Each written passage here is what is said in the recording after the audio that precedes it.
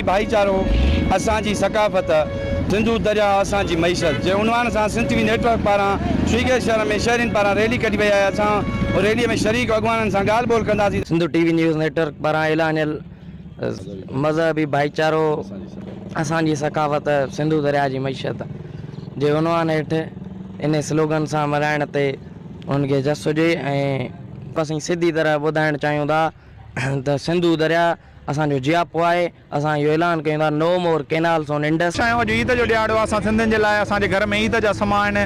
जीअं ॿियनि ॾींहंनि ते मज़हबी जेके ॾींहं हूंदा आहिनि उन्हनि ते जीअं असां ईद जा ॾींहं मल्हाईंदा आहियूं, ईअं ई अॼु सिंधियुनि जे जेको हर घर में जेको आहे सो अॼु ख़ुशीअ जो लम्हो आहे। ऐं जेको आहे नंढा वॾा जेको आहे उहे तमामु घणो ख़ुशि आहिनि। सिंधियुनि जो क़ौमी ॾींहुं आहे, क़ौमी ईद आहे। हिन ॾींहं ते सभई सिंधी पंहिंजो टोपी अजरक पाए सकाफ़त मल्हाईंदा आहिनि। केनाल कढिया था वञनि उनखे असां मुकमल रद्द कयूं था। 1 डिसंबर ऐं सिंधियुनि खे असां लख लख मुबारक ॾियूं था तीअं असां पंहिंजे हिसाब सां ॾींहुं मल्हायूं। जे हवाले सां मां हिकिड़ो शेर पढ़ंदुसि। हाणे त सिंध सुजाग थई आहे, हाणे त सिंध सुजाग थई आहे, तुंहिंजी शायदि लॻी आहे अख, साज़िश तुंहिंजी नाकाम कबी, साज़िश तुंहिंजी नाकाम कबी, तोखे न ॾियां हिकु सिंधूअ जी